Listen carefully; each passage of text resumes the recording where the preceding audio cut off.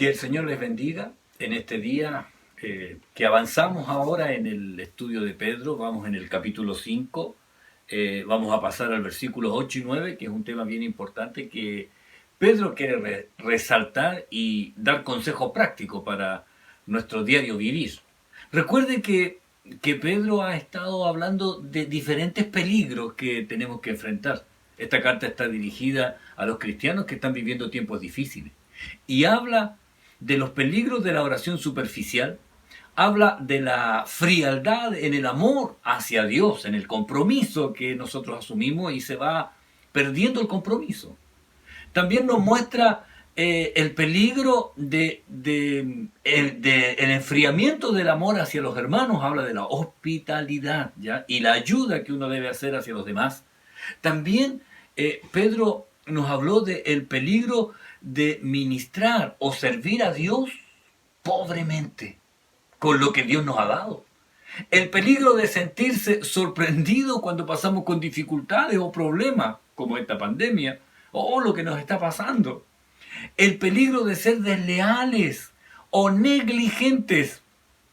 El otro peligro, el peligro de hacer las cosas por fuerza, por codicia, por enseñorearse de los demás. El otro peligro, el peligro de la arrogancia. ¿Sabe? La verdad es que Pedro enfatiza sobre la humildad, ¿ya?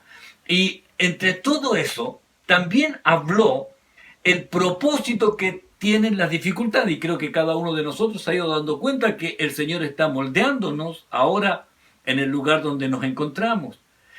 También habló de descansar en el Señor, de que echemos nuestra ansiedad sobre Él y confiar que Dios tiene cuidado de nosotros.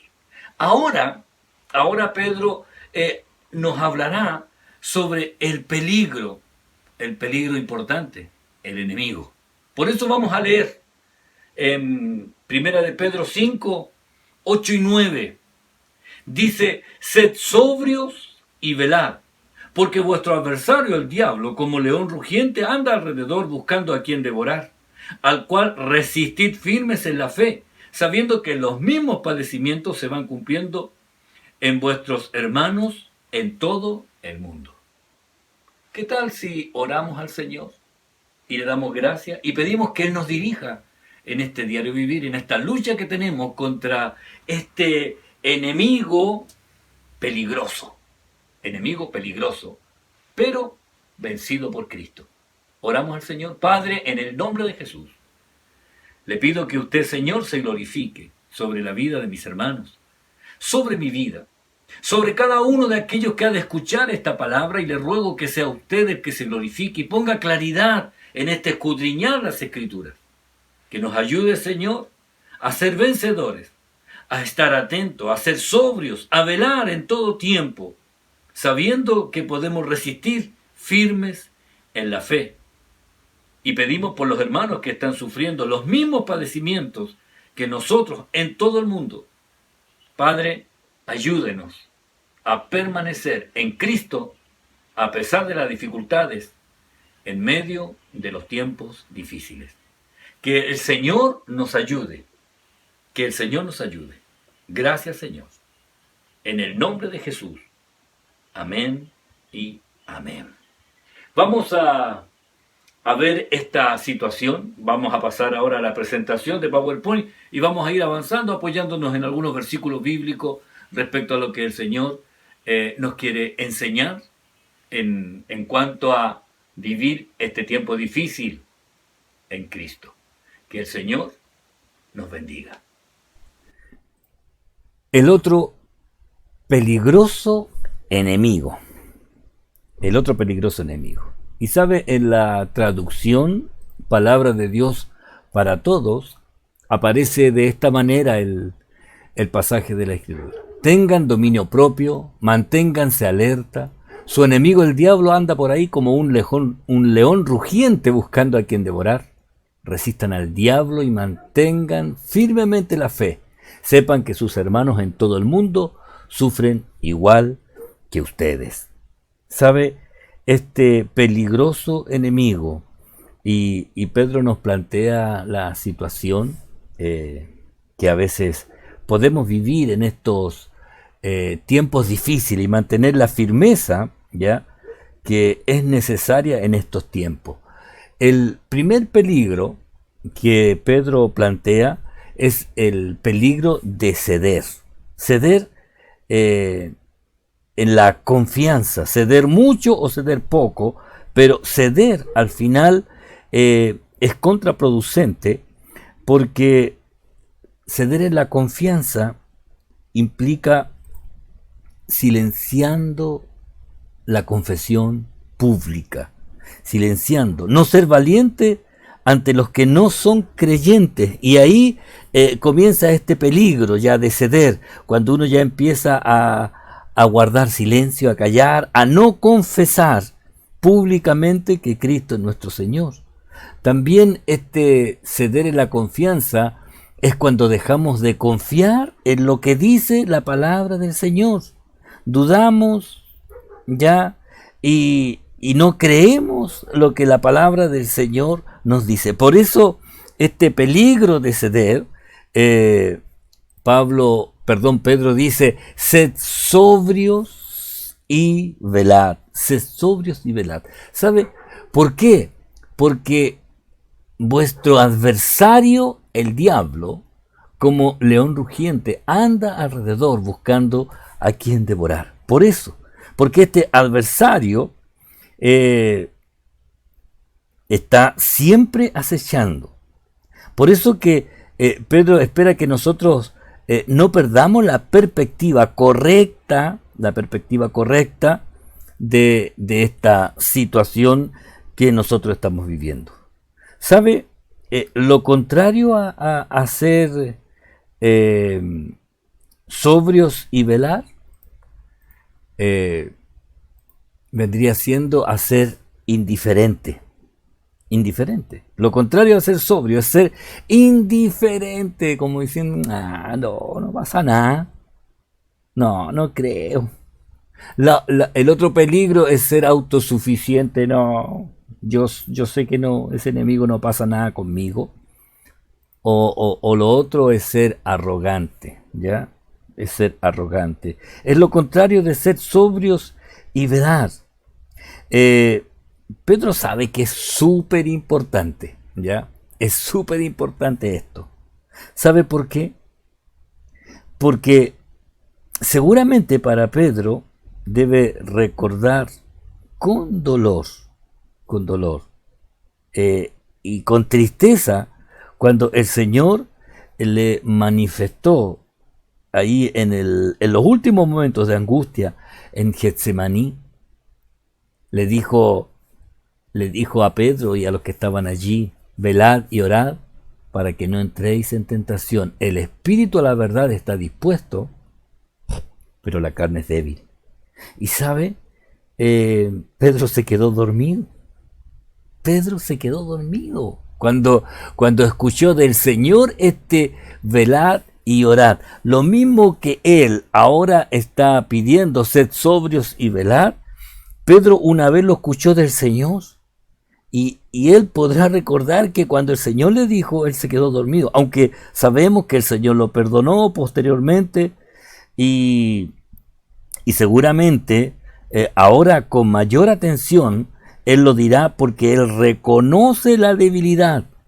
Él reconoce la debilidad porque la vivió en carne propia. ¿No le pasa a usted que usted, cuando empieza a vivir estas situaciones, usted le es más fácil ponerse en el lugar de aquellos que lo están pasando? Sin embargo, cuando no es así, cuando usted no lo ha vivido, uno tiende a decir: pero ¿cómo no es? Pero cuando uno lo vive, lo pasa, a lo mejor hasta es derrotado en alguna situación, usted comprende mejor a los que están pasando por allí, ¿ya? Usted comprende mejor. Por eso Pedro ponía mayor énfasis y mayor atención en y quizás con mayor fuerza lo encarga, ¿ya? Para que nunca olvidemos sed sobrios y velad, porque vuestro adversario el diablo, como león rugiente, anda alrededor buscando a quién devorar. Porque es peligroso, el otro peligro de subestimar al adversario. ¿Sabe? No olvide esto. Hay un adversario, Satanás, adversario o antagonista, ¿ya? Para que no lo olvide, es adversario, es antagonista. Él jamás a usted le va a decir la verdad, él jamás le va a ayudar, porque es antagonista, contrario, opositor a todo lo que está relacionado con Dios. Así que nunca encontrarás algo bueno de él, jamás. El diablo. Este término diabolo, es tirar mentiras, difamar o acusador. Así es como nosotros lo conocemos, el acusador de los hermanos. Hay que tener ojo con esto, no tomar el lugar. Hay hermanos que toman ese lugar de ser acusadores. No, uno debe aprender, hermanos, en esto. Cuando usted ve a alguien cometiendo alguna falta, en alguna actitud contraria a los planes y propósitos y la palabra del Señor, lo primero que usted debe hacer es orar. Luego de orar por el hermano, acercarse a él y tratar de que él pueda abrir su corazón, decirle: hermano, hay alguna situación por la cual me gustaría orar contigo. ¿Tienes alguna situación? Y si el hermano ahí abre su corazón y le dice: sí, yo estoy pasando por este problema, y ahí usted entenderá: por algo el Señor a mí me mostró o permitió que yo lo viera, y usted se pone al lado de él para ayudarle a levantarlo. Pero no es que usted vea alguna situación de un hermano y usted parte a contarle a los demás: oh, no saben nada lo que vive al hermano en esta situación. No, esa es la tarea que hace el enemigo. Nosotros, cuando vemos la debilidad de algún hermano o alguna situación complicada, lo primero es tratar de restaurarlo, levantarlo, ayudarle, ¿ya? Porque somos hermanos, somos parte de la familia de Dios. Sabe que en las Escrituras, el adversario, el enemigo, el antagonista, el difamador o acusador, es presentado como un ser real. Sí. ¿Sabe que la primera estrategia del enemigo es desinformar a las personas, es mentir respecto a su realidad? ¿Acaso no ha escuchado usted a la gente del mundo decir: no, si el diablo no existe? O esta figura de mostrarlo como un ser rojo, de una cara horrible, con cachos, con un tridente, con una cola terminada en punta. Y la gente piensa: ah, ese es el diablo. No, entonces el enemigo trata de desinformar, de mentir, de engañar, para que la gente no crea que él existe. Bueno, trata de que la gente no crea que existe Dios, y menos va a pensar ni a pretender hacer que la gente crea en la existencia de él. Pero la Escritura lo muestra y lo describe en todo lo que él hace. Yo busqué algunos pasajes de la Biblia, porque Pablo, por ejemplo, lo menciona y dice: el Dios de este siglo.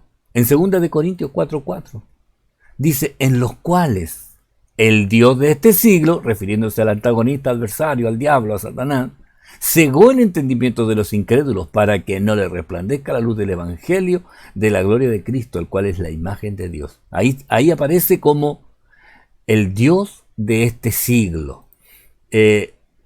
En el Evangelio de Juan, el Señor habló en Juan 14:30, dice: no hablaré ya mucho con vosotros, porque viene el príncipe de este mundo, y él nada tiene en mí. El príncipe de este mundo. Por eso que la palabra del Señor a nosotros nos manda a salir del mundo, a no seguir la corriente del mundo. ¿Por qué? Porque el mundo tiene su príncipe, que todo lo que hace el mundo es contrario a Dios. Por eso, hermano, no tratemos de meter al mundo en la vida de Cristo. No. O sea, no se puede. Todo lo que el mundo tiene es contrario a lo que Dios nos da. Es contrario. Entonces, usted no puede pretender que algo del mundo sea agradable para Dios. Es imposible. Y ahí tendríamos mucho para hablar, desde lo más básico hasta lo más profundo respecto a lo que el mundo ofrece. todo lo que el mundo ofrece.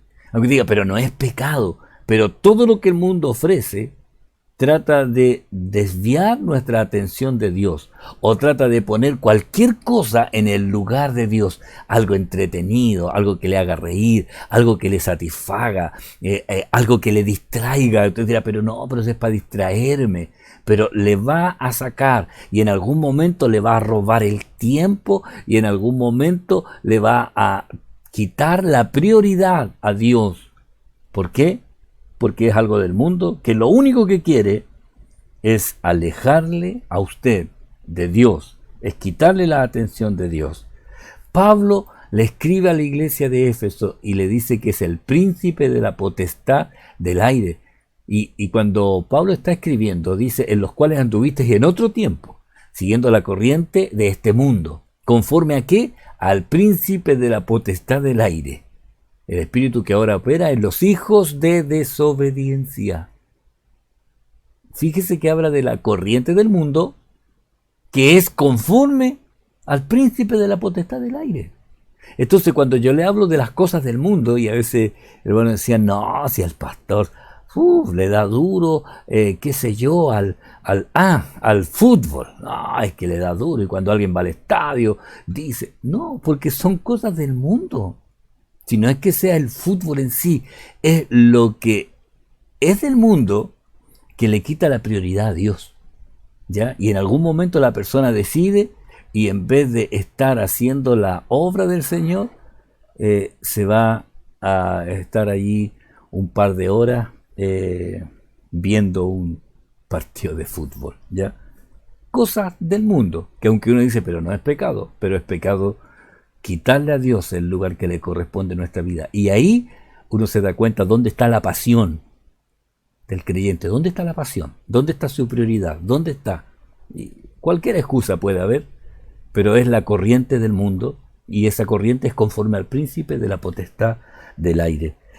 También, hablando de este enemigo, es real. ¿Sabe por qué? Porque no es algo imaginario, y Pablo lo describe diciendo, no tenemos lucha contra sangre y carne. O sea, no es algo físico, no es una persona en sí, sino contra principados, contra potestades, contra los gobernadores de las tinieblas de este siglo, contra huestes espirituales de maldad en las regiones celestes. Entonces a veces usted dice, no, si esa persona es esa. No, no es la persona, es lo que actúa en la persona, es lo que está allí, escondido, ¿ya? Esa potestad, esa tiniebla, esa hueste de maldad que a lo mejor está tratando de hacer que usted se aparte, se aleje de Dios. Entonces, la palabra del Señor describe a este antagonista, a este adversario o a este acusador de una manera normal y bien informada, ¿ya? También tenemos que entender que está de más esto de sobreestimar o subestimar. Sobreestimar es darle más valor del que tiene o lo que le corresponde. Es darle más valor que el del que le corresponde. Entonces hay personas que sobreestiman en realidad la obra del maligno y lo ven en todos lados, ¿ya? Entonces yo recuerdo que había un libro, estoy hablando de los años 80, que muchos lo leyeron, y al final el diablo tenía la culpa hasta del resfrío, ¿te entiendes? Entonces, y uno tiene que entender que hay enfermedades que son por culpa nuestra, porque si yo salgo desabrigado, seguramente me voy a enfermar. Pero ellos le atribuían todo, cualquier situación, y uno estornudaba y decía el diablo ahí, y uno se ría a veces la expresión, no, que el diablo mete la cola. ¿Qué cola? Entonces, hay cosas que nosotros las hacemos, ¿ya? Que son culpa nuestra, pero hay otras obviamente que son obras del maligno, pero no todas. Entonces no hagamos ni no le demos más valor, ¿ya? Del que le corresponde y tiene, y tampoco subestimarlo. que es dar menos valor de que él verdaderamente tiene o le corresponde, dando a entender que no, así no existe. No, no existe, no pasa nada. Ya, entonces, otro aspecto, o lo sobredimensionamos o lo subestimamos, pero nunca olvidemos ya que nosotros podemos vencer al adversario porque ya tenemos ejemplo, ¿ya? Primero, Jesús lo venció. Y si usted ve Mateo 4, del 1 al 11, aparece todas las veces que el Señor lo venció. ¿Y cómo lo venció? Con una simple respuesta. Escrito está. Escrito está. Y así el Señor lo venció absolutamente, solamente citando la Escritura, donde le daba la respuesta necesaria. Escrito está. La tentación allí en el desierto. Y cada vez que él fue tentado, el Señor le respondió, escrito está, a sus ángeles mandará acerca de ti. Y cuando nuevamente lo fue a tentar, el Señor nuevamente le respondió, está escrito. Entonces, tenemos las armas, la palabra del Señor nos da la victoria contra el enemigo. Así que usted lea ahí Mateo 4 del 1 al 11 y verá de qué manera el Señor lo venció. Fíjese, ¿por qué podemos vencer? Porque está con nosotros el que ya lo venció, como veíamos allí por medio de la palabra. Y Juan, en la primera carta que escribe, cita ahí en el 4:4, hijitos, vosotros sois de Dios y lo habéis vencido, porque mayor es el que está en vosotros que el que está en el mundo. Y los habéis vencido. Mayor es el que está. Y ahí Juan le dice en vosotros. Y ahora nosotros tomamos esta palabra, mayor es el que está en nosotros que el que está en el mundo.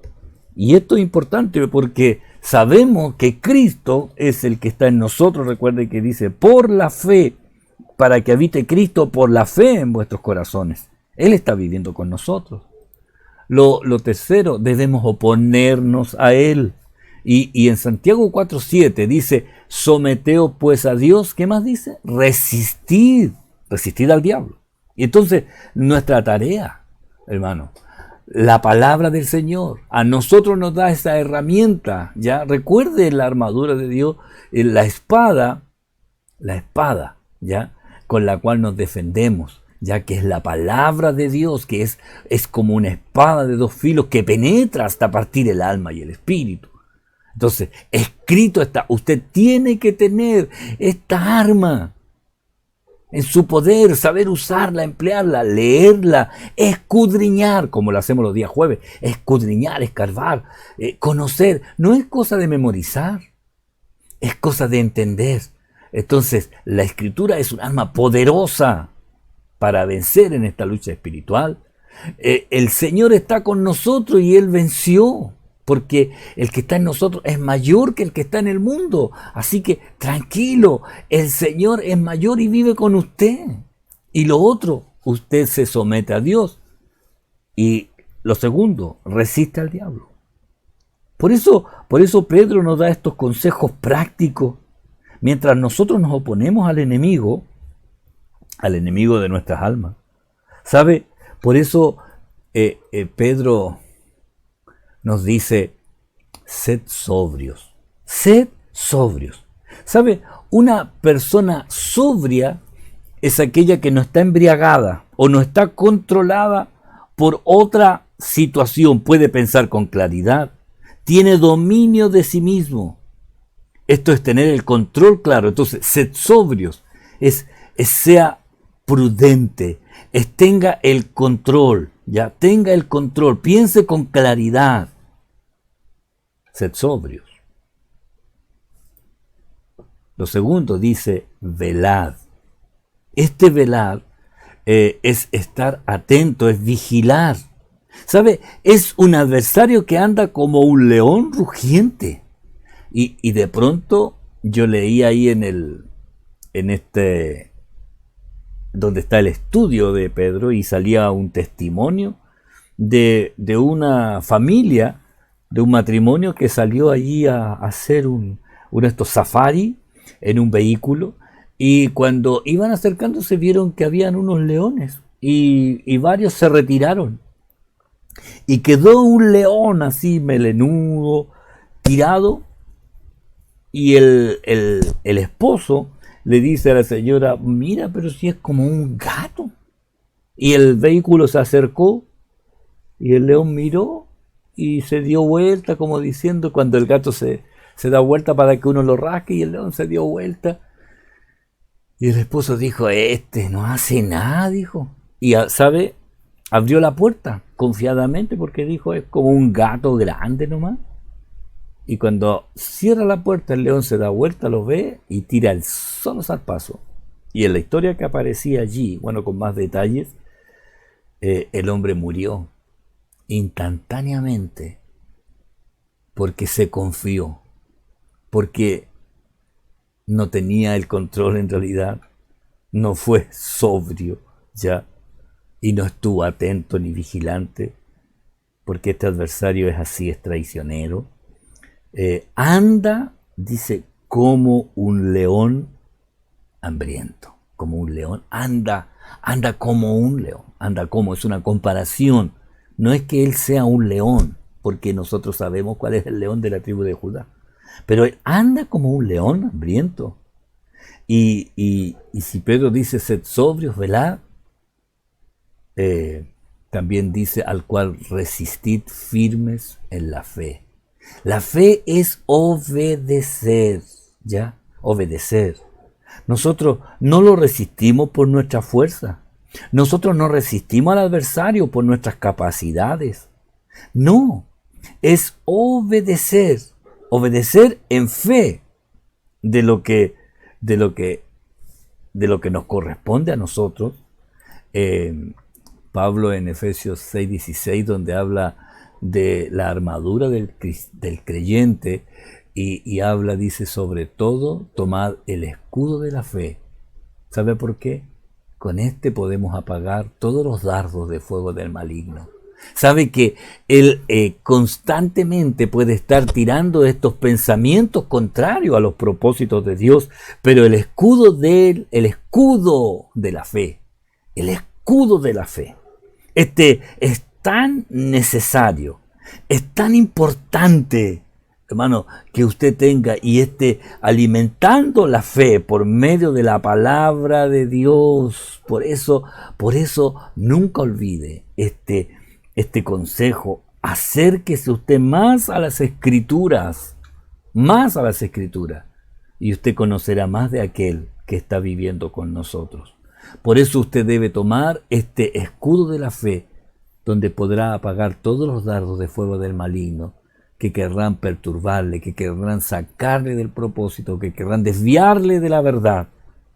Entonces, nunca baje el escudo de la fe, porque usted puede estar hasta cantando una alabanza y le puede venir un pensamiento que ni siquiera es suyo.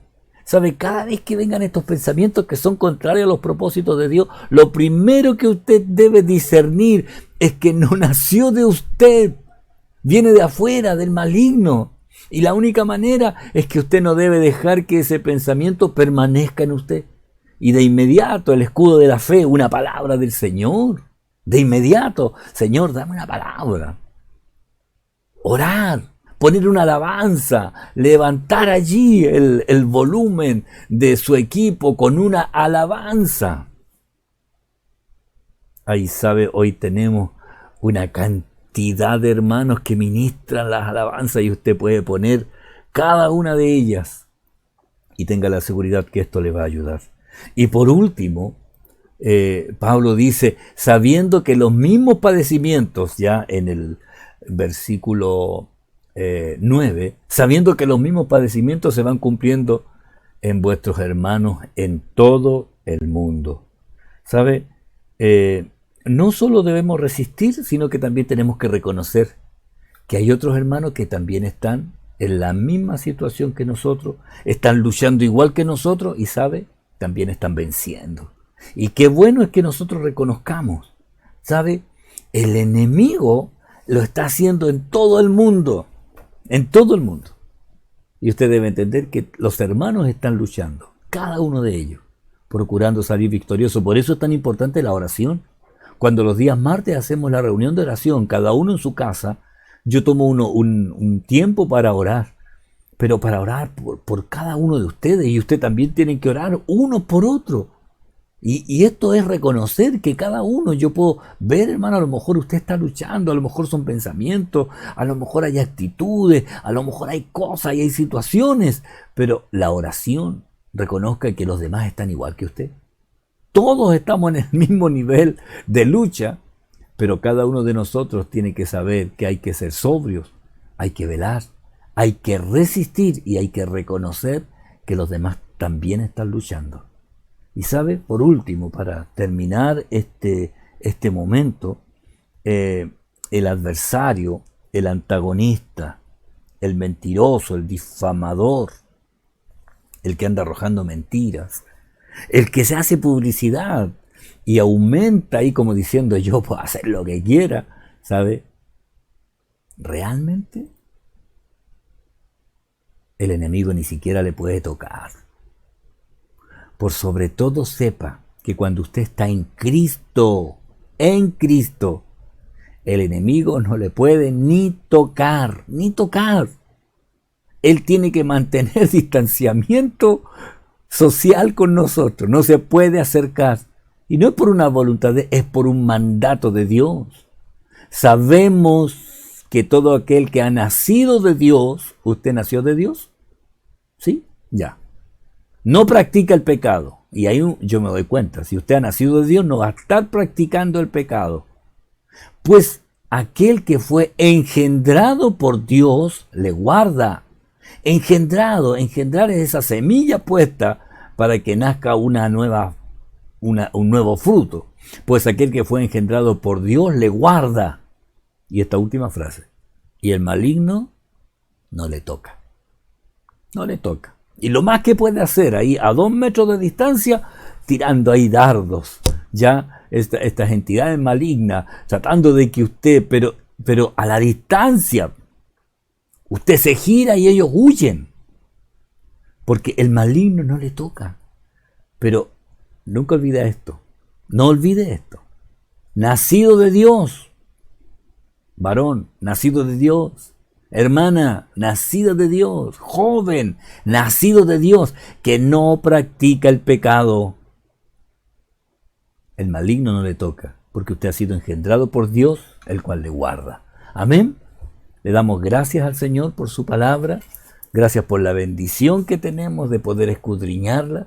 A lo mejor no avanzamos tan rápido, lo bueno es que como no estamos haciendo clase y tenemos la presión, podemos ir paso a paso, escudriñando las escrituras.